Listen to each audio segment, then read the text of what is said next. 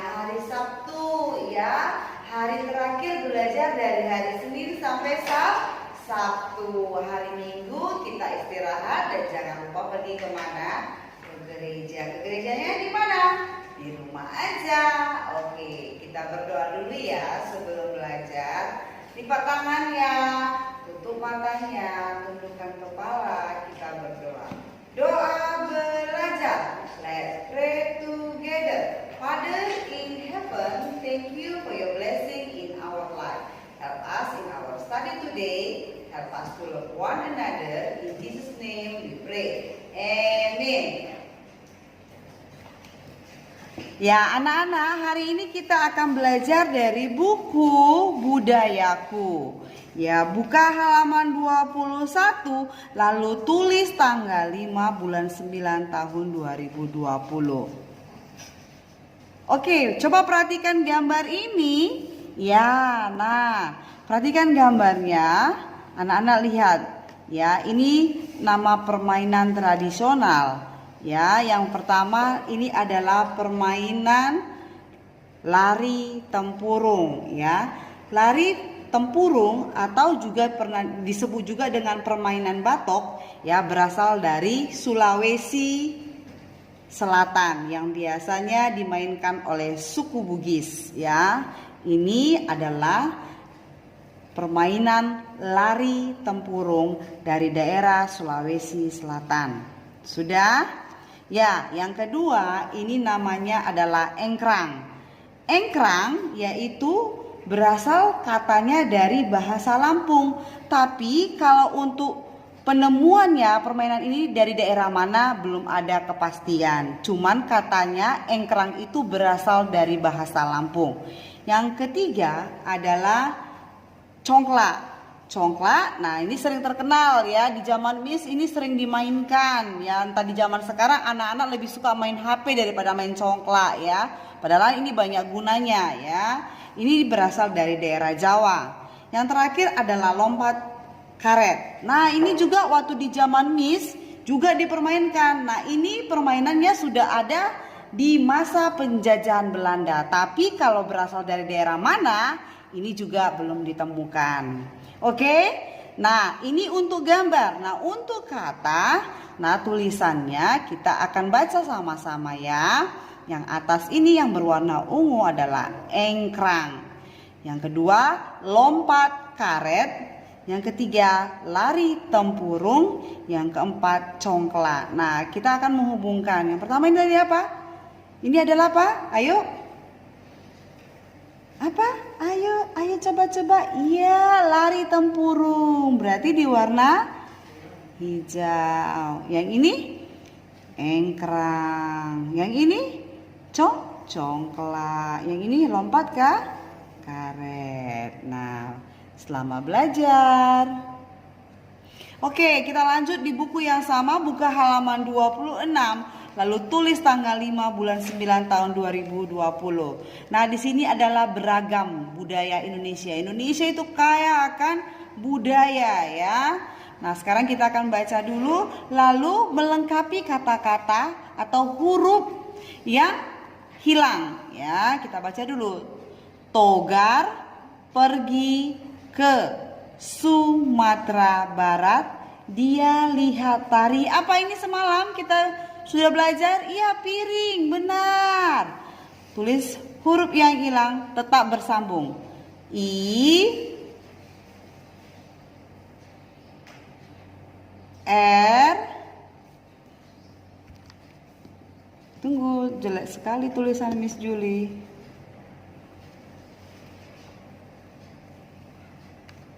Nah, lanjut. P, I lagi. N, G. Ya, piring. Meme pergi ke Sulawesi Selatan. Dia makan es. Apa ini?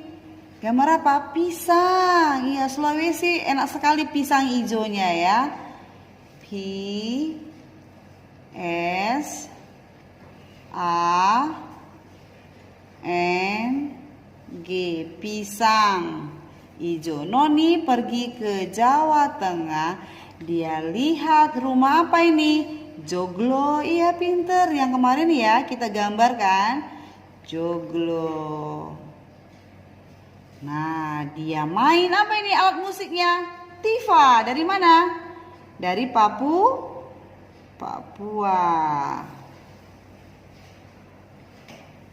Ya, nah sudah terisi ya. Nah, kita baca seluruhnya ya. Ulangi ya. Indonesia. Togar pergi ke Sumatera Barat. Dia melihat tari piring. Ini gambarnya tari piring kan? Mei pergi ke Sulawesi Selatan. Dia makan es apa tadi ini? Pisang hijau. Benar. Noni pergi ke Jawa Tengah. Dia lihat rumah apa ini? Joglo. Ricky pergi ke Papua. Dia main apa alat musiknya? Lanjut halaman 27 ya. Di sini ada cerita tentang timun mas.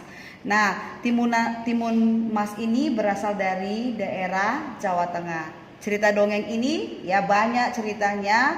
Mungkin ada beberapa versi yang berbeda. Ini cerita dari Miss Julie. Dengarkan cerita timun masnya dulu, baru kita akan mengerjakan tugasnya ya.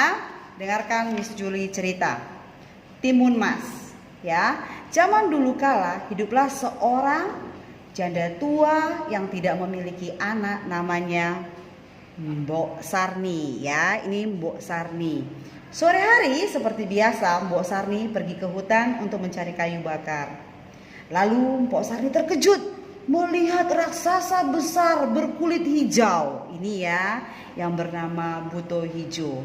Mbok Sarni berkata, "Ampun Tuan raksasa, jangan makan aku." Lalu raksasa berkata, "Jangan takut, aku tidak akan makan kamu. Bukankah kamu menginginkan seorang anak?" Kata raksasa kan. Nah, singkat cerita, raksasa pun memberikan biji timun untuk ditanam dan Mbok Sarni akan mendapat seorang anak perempuan. Dengan syarat setelah 6 tahun kamu harus menyerahkan anak perempuan itu kepada saya. Dalam 2 minggu kemudian ya tumbuhlah timun. Salah satu timun yang berwarna kuning emas dengan ukuran yang besar. Ya, lalu Mbok Sarni pun memetiknya, ya kan? Karena dilihatnya berbeda dengan yang lain. Dan kemudian Mbok Sarni pun membelah timun itu dengan hati-hati. Ia melihat seorang bayi perempuan yang sangat cantik dan diberi nama Timun Mas. Setelah 6 tahun, raksasa pun datang untuk menagih janji kepada Mbok Sarni. Dan Mbok Sarni mengatakan, "Besok aja datangnya ya Pak raksasa, aku akan menyerahkan timun emas kepada kamu."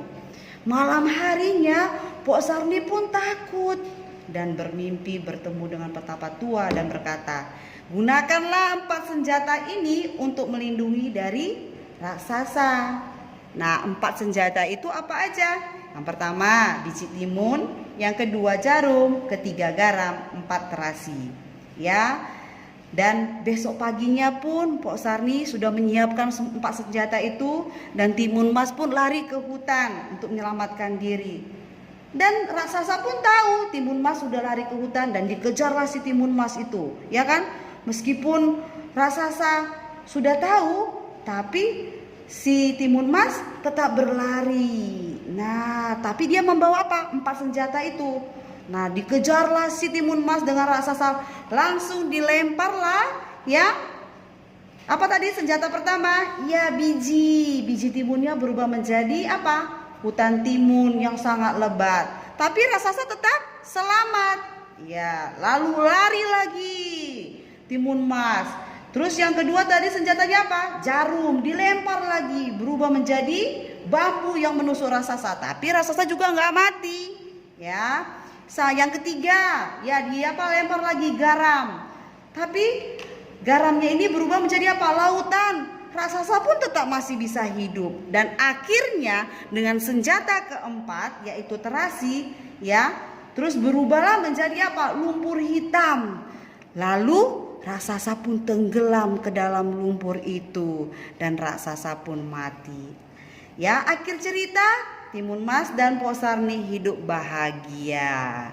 Oke, sekarang kerja kita di halaman 27. Langsung tulis tanggal 5 bulan 9 tahun 2020. Lihat gambarnya. Yang mana nomor 1?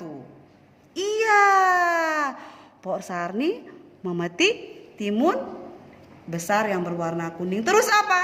Iya.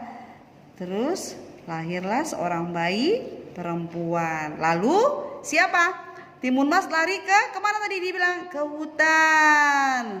Setelah itu raksasa besar pun tenggelam di lumpur hitam. 4. Nah, ini 1, 2, 3, 4. Selamat belajar. Oke, kita akan lanjut menulis ya. Bukunya buku tulis berwarna biru. Ya, seperti ini. Ya, kita menulis ya, R-A-R-A, R-I-R-I, R-U-R-U, R-E-R, R-O-R. Ayo, tetap menulisnya pakai apa? Halus kasar ya. R.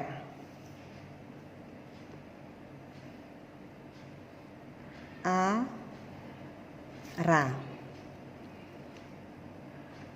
R. I. Ri. R. U. Ru. R. E.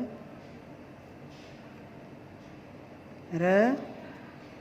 R. O. Ro. Nah, anak-anak tulis sampai ke bawah ya. Ya, kita lanjut ya, bukunya berwarna pink ya. Dengan kode A2. Ketemu dengan tulisan 23 dan 24. Ya, sekarang kita tulis ya. 2 3 23. 2 3 dibaca 23. 2 3 dibaca 23. 2 3 dibaca 23.